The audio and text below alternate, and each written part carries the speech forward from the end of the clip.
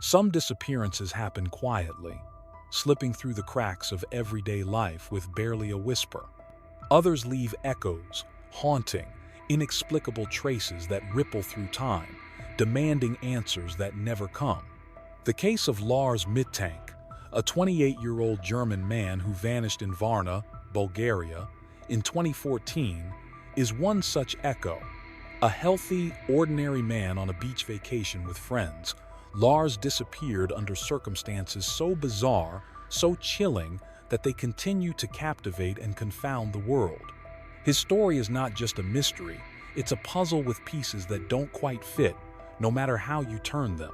Lars Joachim Mittank was, by all accounts, a regular guy.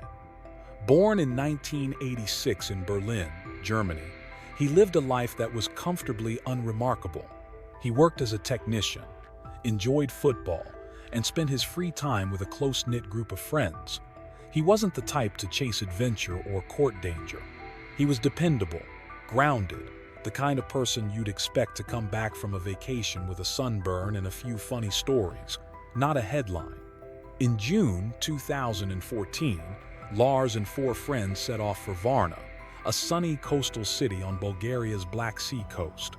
Known as the Pearl of the Black Sea, Varna was a popular destination for young Europeans looking for affordable sun, sand, and nightlife.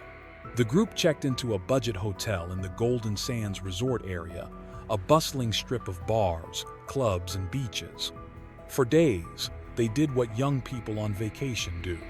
They swam, drank, laughed, and soaked up the carefree atmosphere. Everything seemed perfect, until it wasn't. On one of their last nights in Varna, Lars found himself in an altercation. The details are murky, pieced together from accounts his friends later gave to authorities. The group had been out at a bar, and an argument broke out with some local men. Some say it was over a football rivalry. Lars was a fan of Werder Bremen, while the locals supported Bayern Munich. Others suggest it may have been a misunderstanding fueled by alcohol or cultural differences. Whatever the cause, the confrontation escalated, and Lars ended up on the receiving end of a blow that ruptured his eardrum. The injury wasn't life-threatening, but it was serious enough to require medical attention. A local doctor examined Lars and prescribed levofloxacin, a broad-spectrum antibiotic commonly used for infections. The doctor also advised him not to fly until his ear healed, as the pressure changes during air travel could worsen the injury. With their vacation drawing to a close, Lars's friends faced a dilemma. They had jobs and lives to return to in Germany, but Lars couldn't board the plane. After some discussion, they decided to head home as planned, leaving Lars to stay behind in Varna for a few extra days until he was cleared to fly. It was a decision they would come to regret. Alone in a foreign country, Lars began to act strangely. He checked out of the Golden Sands Hotel and moved to a cheaper one in Varna's city center, the Hotel Color, known for its no-frills accommodations. His behavior grew increasingly erratic. He called his mother, Sandra Mittank, multiple times, his voice low and urgent. "I'm being followed," he whispered. "People are trying to get me." He told her not to cancel his credit card, though he didn't explain why it might be at risk. He sounded scared, paranoid, nothing like the steady, rational son she knew. Sandra was alarmed but unsure what to make of her son's cryptic calls. Was he exaggerating? Was he in real danger? She urged him to stay safe and get home as soon as possible.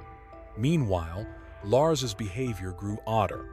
A truck driver later reported that Lars approached him, asking if he could hide somewhere safe, away from the people chasing him. He was seen wandering near Varna's airport, disoriented and anxious, as if looking over his shoulder. What was happening to Lars Mittank? Was he genuinely being pursued, or was his mind unraveling?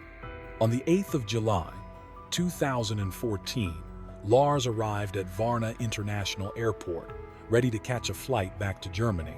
He had his passport, wallet, phone, and luggage, everything he needed to leave Bulgaria behind. He seemed determined to get home, but his actions suggested he was still gripped by fear. Before heading to his gate, Lars visited the airport's medical center, likely to get clearance for his flight given his ear injury. What happened next is captured on grainy security footage, a clip that has been watched millions of times and dissected frame by frame. Lars was sitting in the doctor's office when something, or someone, caught his attention. Without warning, he stood up, his movements abrupt and panicked. He bolted from the room, leaving behind all his belongings, his backpack, wallet, passport, and phone. Lars's disappearance sparked immediate concern. Airport staff recovered his belongings, but there was no trace of him in the surrounding area. Bulgarian police launched a search, combing the forest and nearby fields, but found nothing. No footprints, no clothing, no signs of a struggle. It was as if Lars had evaporated into thin air. When news of the incident reached Germany, Lars Mittank was devastated. She traveled to Bulgaria to assist with the search, distributing flyers and appealing to the public for information. The surveillance footage from the airport was released to the media, and it quickly went viral. The grainy video of Lars sprinting out of the airport, his face etched with fear, captivated the internet. Online forums buzzed with speculation, and the case became a global mystery.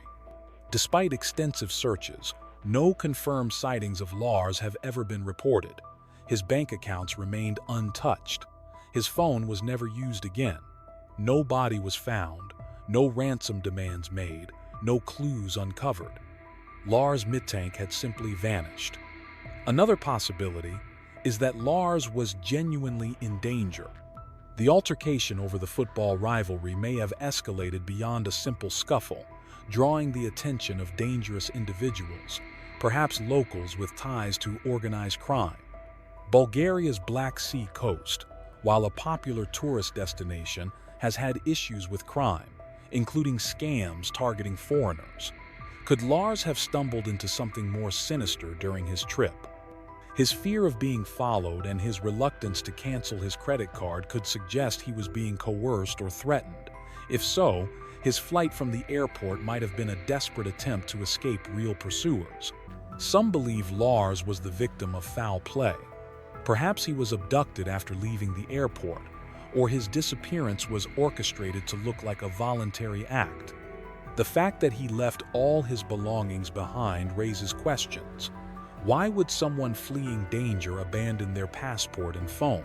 Could someone have forced him to run? Or was he lured into the forest where something happened to him? The lack of a body or any evidence makes this theory difficult to prove, but it remains a chilling possibility. More than a decade later, the disappearance of Lars Mittank remains one of the most haunting, unsolved mysteries of the modern era. The surveillance footage, replayed countless times on true crime shows and YouTube channels, continues to captivate and unsettle. Why did Lars run? What did he see or think he saw in that airport medical center? Was it a moment of irrational panic, or was he fleeing a real threat? And how could a man vanish so completely in broad daylight, with cameras rolling? For Lars Mittank and Lars's loved ones, the lack of answers is a wound that never heals. They hold on to hope that one day, a clue will emerge. A hiker will stumble across evidence in the Bulgarian wilderness, or a witness will come forward with a credible sighting. Until then, the case remains a void, a blank space where answers should be. The story of Lars Mittank is more than a mystery. It's a reminder of how fragile the human mind can be, and how quickly the ordinary can turn into the incomprehensible. Whether driven by fear, delusion, or danger, Lars ran from something that day. The tragedy is that we may never know what it was.